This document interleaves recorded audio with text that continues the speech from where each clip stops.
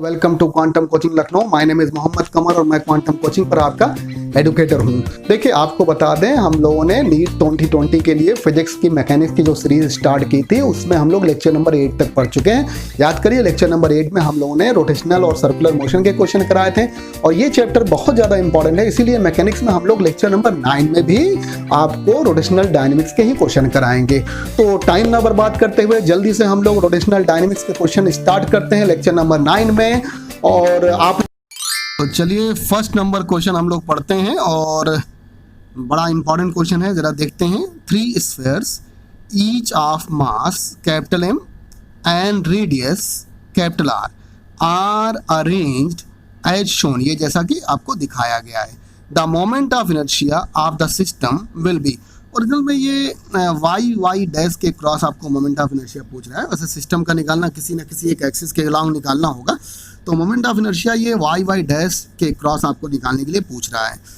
4 option दिए हुए हैं। पहले आपसे हमने कहा था कि आप खुद से लगाएंगे, इसीलिए हम लोगों ने अलग से क्वेश्चन दिया हुआ है। इस पेज को आप जो है पॉज करके इस क्वेश्चन को आप अपने से लगा सकते हैं। चलिए हम लोग सॉल्व कराते हैं। और देखिए, आपको बताएं, ये क्वेश्चन फिर हमने पीछे से ले लिया है जिससे आप यहाँ समझ सकें। और पीछे हम लोगों ने ये क्वेश्चन क्यों पूरा पेज पर दिया था, जिससे आप पॉज करके आसानी से खुद से लगा सकें, और जब ना लगे तो आप आगे देख सकते हैं, और अगर लग जाए फिर भी देखिए, जिससे पता चल जाए किस मेथड से हमने लगाया है। ठीक है, देखिए आई आपको y डैश के क्रॉस निकाला, ये जो लाइन बनी हो ना, इसके क्रॉस निकालना है। तो एक फर्स्ट स्फीयर लिया है 1, और एक आपका सेकंड स्फीयर है 2, और एक ये थर्ड स्फीयर है 3rd। देखिए, आप एक होगा moment of inertia first sphere की वजह से I1, और दूसरा होगा I2, और तीसरा होगा I3, तीनों का सम करेंगे। अच्छा, I1 अगर देखें, यानी फर्स्ट वाले स्फीयर का देखें, तो फर्स्ट वाले स्फीयर में आप देखिए, ये लाइन जो जा रही है ना, जो एक्सिस की लाइन है, ये इसके सेंटर से पास कर रही है। तो सेंटर से पास कर रही है, तो जब भी कोई स्फीयर होता है, यहाँ पर सॉलिड स्फीयर है एक तरह से, तो आप जानते हैं उसका सॉलिड स्फीयर के लिए I डायमीटर होता है। I डायमीटर बताइए 2/5 MR स्क्वायर होता है, यहाँ रख दिया। अच्छा, I2 और I3 में क्या है, अबाउट टेंजेंशियल एक्सिस है, या सिंपली कहेंगे इसके सरकमफ्रेंस पर कह सकते हैं, वैसे टेंजेंशियल कहें ज़्यादा अच्छा है। तो I टेंजेंशियल है। I टेंजेंशियल जब निकालेंगे तो आप थ्योरम ऑफ बताइएगा पैरेलल एक्सिस से निकाल देंगे, जो आपका I सेंटर ऑफ ग्रेविटी के क्रॉस, यानी I डायमीटर होगा 2/5 MR स्क्वायर होगा, और प्लस MR स्क्वायर रखेंगे, तो ये 7/5 MR स्क्वायर होगा। I2 और I3 आपस में इक्वल हो गया, इसलिए हमने 2 टाइम्स कर दिया यहाँ पर। तो देखिए, यहाँ पर 7/5 MR स्क्वायर क्यों हुआ ऐसा, आपको हम समझा दें। जबकि आपको I टेंजेंशियल निकालना हो, जैसे मान लीजिए ये आपका सॉलिड स्फीयर है यहाँ पर, और आपको यहाँ पर निकालना मोमेंट ऑफ इनर्शिया, तो आप थ्योरम आप पैरेलल एक्सिस से बताइए, इसके पैरेलल लाइन लेंगे, तो आप पैरेलल लाइन लेंगे, ये डिस्टेंस बताइए क्या है, यहाँ पर R है, तो आप I निकालेंगे, तो I निकालेंगे, I डायमीटर होगा, यानी वो जो आपको नॉन एक्सिस होता है उसका, और प्लस क्या होगा, MR स्क्वायर होगा। तो I डायमीटर 2/5 MR स्क्वायर होता है, और प्लस MR स्क्वायर सम कर दीजिएगा, आंसर आपका निकल जाएगा 7/5 आपका यहाँ पर हो गया। तो देखिए, अब यहाँ पर चेक करिए, ये दो बताइए I2 और I3 दोनों आपस में क्या है, इक्वल है, इसलिए बताइए यहाँ पर क्या होगा, 2 टाइम्स से मल्टीप्लाई कर दिया। y डैश जो आ गया आपका 16/5 MR स्क्वायर आ गया। और देखिए कौन सा ऑप्शन यहाँ पर करेक्ट हो रहा है, यहाँ पर आपका सेकंड नंबर ऑप्शन क्या हो रहा है, करेक्ट हो रहा है, 16/5 MR स्क्वायर। तो पहला क्वेश्चन हो गया। अब चलिए हम लोग सेकंड नंबर क्वेश्चन की तरफ बढ़ते हैं और देखते हैं सेकंड नंबर क्वेश्चन क्या है। पहले इसको पढ़ते हैं, इसीलिए एक अलग पेज पर हमने इसको लिखा है, जिससे आप पहले खुद से सॉल्व कर सकें इसे। तो देखिए, a wheel of moment of inertia 10 kg metre square is rotating 10 rotation per minute. 10 rotation per minute है, याद रखिएगा। और अगर सेकंड में बदलेंगे तो 10/60 यानी 1/6 रोटेशन पर सेकंड हो जाएगा आपका। और देखिए, the work done in increasing its speed to 5 times its initial value will be. आपको कितना काम करना पड़ेगा अगर इसकी स्पीड को हमने 5 टाइम बढ़ा दिया इसके इनिशियल वैल्यू से। 4 ऑप्शन दिए हुए हैं, आप लोग पहले खुद से लगाइए, ना लग पाए तो हम लोग आगे आप यहाँ बता रहे हैं। तो चलिए देखिए, यहाँ पर फिर से हमने क्वेश्चन को छोटा सा ले लिया, जिससे आप यहाँ से चेक कर सकें। देखिए, आपको वर्क एनर्जी थ्योरम पता है, वर्क एनर्जी थ्योरम जो होता है, वर्क डन जो होता है, चेंज इन काइनेटिक एनर्जी होती है। अब यहाँ पर काइनेटिक एनर्जी जो होगी वो आपको पता है, जब रोटेशन होता है तो के जो निकलता है वो क्या होता है, हाफ I ओमेगा स्क्वायर। क्या निकलता है भाई, हाफ I ओमेगा स्क्वायर निकलता है। तो यहाँ पर क्या कहेंगे, बताइएगा, W जो हो जाएगा चेंज इन काइनेटिक एनर्जी हो जाएगा, तो हाफ I W2 का स्क्वायर हो जाएगा। मोमेंट ऑफ इनर्शिया तो सेम ही है, एक ही आपका बॉडी यहाँ पर है, और दूसरा क्या हो गया माइनस हाफ आई ओमेगा 1 का स्क्वायर हो गया। अब यहाँ से आई कॉमन हो गया, आई की वैल्यू जरा देखिए यहाँ पर दिया हुआ है, आई की वैल्यू 10 kg मीटर स्क्वायर दिया हुआ है, यहाँ रख दिया। अच्छा ओमेगा 2 पाई एन आप रखते हैं तो ओमेगा 2 पाई एन रखते हैं, तब ओमेगा की जगह 2 पाई एन रखेंगे तो 2 पाई का स्क्वायर क्या हो जाएगा 4 पाई स्क्वायर, दोनों में होगा कॉमन होगा, और n2 का स्क्वायर माइनस n1 का स्क्वायर। n1 n2 क्या है नंबर्स ऑफ रोटेशन पर सेकंड है। अब इसको हम लोग आगे सॉल्व कर देते हैं, इसमें वैल्यू रखकर सॉल्व कर देते हैं। और देखिए आगे के पेज पर हमने क्या किया, आई की वैल्यू तो रख दिया था 4 पाई स्क्वायर है, और चेक करिएगा आपको जो यहाँ पर दिया हुआ है ये दिया हुआ है कितना 10 रोटेशन पर सेकंड दिया हुआ है, और इसकी आप बताइए स्पीड को बढ़ा दिया गया कितना 5 टाइम्स बढ़ा दिया गया। तो अगर आपने स्पीड बढ़ाया है तो नंबर्स ऑफ बताइए रोटेशन में भी वो इंक्रीज करेगा, क्योंकि एक तरह से स्पीड बढ़ जाएगा यहाँ पर तो रोटेशन भी आपका बढ़ जाएगा। तो 10 रोटेशन पर मिनट है, इसका मतलब 1/6 आ गया। तो जो n1 की जगह पर रखेंगे, n1 की जगह पर आप यहाँ पर रखेंगे क्या रखेंगे 1/6 रखेंगे। और देखिए यहाँ पर 5 टाइम्स बढ़ा है तो यहाँ पर स्पीड में भी 5 टाइम्स बढ़ गया, इसका मतलब 5 टाइम्स यहाँ बढ़ गया, तो 5 यहाँ पर 6 रखेंगे तो 5 डिवाइड बाई 6 का स्क्वायर हो गया। अब ये सॉल्व कर लीजिए, देखिए 131.4 जूल हो गया। कौन सा ऑप्शन यहाँ पर करेक्ट हो रहा है, सेकंड नंबर ऑप्शन करेक्ट हो रहा है। चलिए इस लेक्चर के हम लोग थर्ड क्वेश्चन की तरफ बढ़ते हैं और थर्ड क्वेश्चन को भी देखते हैं। देखिए circular disc reaches from top to bottom of an inclined plane of length s small s दिया हुआ है। it first slip and takes time t1, जब ये स्लिप करता है इंक्लाइन प्लेन पर तो टाइम t1 लेता है। सेकेंडली इट रोल्स डाउन, जब ये रोल करता है घूमता है तो टाइम लेता है t2, takes time t2। The ratio of t2 to t1, इसका मतलब जब रोल करने में जो टाइम था उसका और बताइएगा स्लिप करने में जो टाइम था उसका रेशियो निकालना है। एक तरह से आपको रोटेशन काइनेटिक एनर्जी और लीनियर काइनेटिक एनर्जी का रिलेशन आपको यहाँ पर देखना होगा। तो चलिए आगे हम लोग लगाते हैं, आप लोग पहले अपने से ट्राई करिए फिर यहाँ पर इसका आंसर देखिएगा।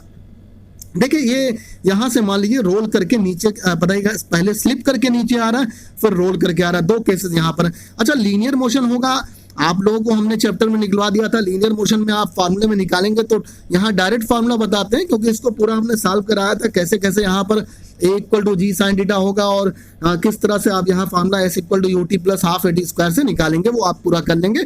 तो S = बताइए थोड़ा सा यहाँ पर चाहे तो आपको बता भी देते हैं, आप देखिए S = UT और +½ AT स्क्वायर से निकालेंगे। और आप जानते हैं A की जगह पर आपको G sin थीटा रखना होगा, इंक्लाइन प्लेन पर है, और यहाँ पर T बताइए T1 हो गया, यहाँ पर S बताइए 2 से मल्टीप्लाई हो जाएगा और ये फार्मूला यहाँ पर निकल जाएगा, कर लीजिएगा आप यहाँ पर तो निकल जाएगा। अब देखिए इसका मतलब T1 क्या हो गया 2S divide by G sin theta का पूरा स्क्वायर रूट है।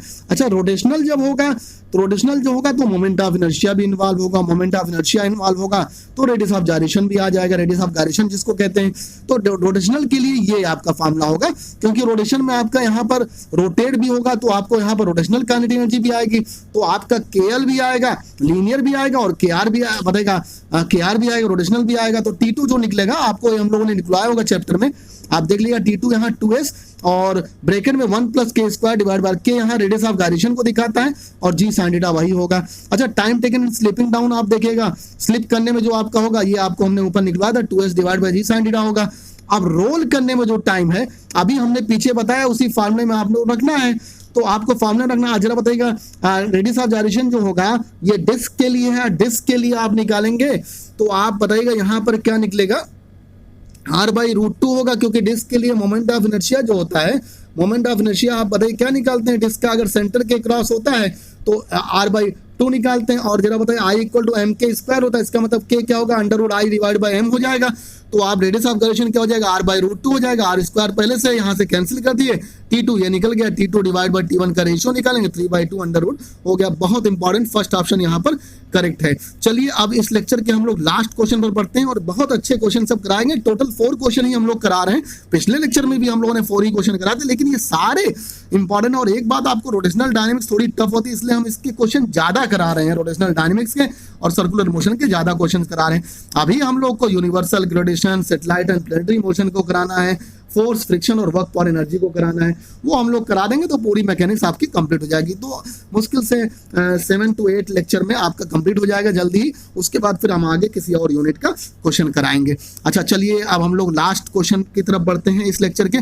4 sphere each of masses M and radius r R situated at the 4 corner of square of side R side दिया हुआ है और देखिए पी क्यू और यहाँ पर बताएगा एस और टी, ये दिया हुआ सेंटर यहाँ पर ओ है, और सभी का रेडियस जो यहाँ पर स्फीयर है उनका स्मॉल आर दिया हुआ, मास क्या दिया हुआ, एम दिया हुआ। The moment of inertia of the system, the moment of inertia of the system about an axis perpendicular to the plane, ये बड़ी इंपॉर्टेंट बात है, perpendicular to plane of square, इसका मतलब परपेंडिकुलर टू प्लेन होगा। आप समझिएगा, आप अगर मोबाइल से पढ़ रहे हो तो आप अपनी पेन को बताइए वर्टिकल रखिएगा, उस प्लेन में निकालना है, यानी वर्टिकल जब रखेंगे, देखिए अब यहाँ तो हम ऐसे बना दे रहे हैं, ये आपको एक्स वाई प्लेन में दिख रहा है, लेकिन ये वर्टिकल होगा, मतलब के कैप के डायरेक्शन में होगा, तो परपेंडिकुलर टू प्लेन निकालना है स्क्वायर के, और पासिंग थ्रू इट्स सेंटर, यानी ओ पर आपको निकालना है। ऑप्शन यहाँ 4 दिए हुए, बहुत अच्छा क्वेश्चन है, इसको भी हम लोग लगाते हैं।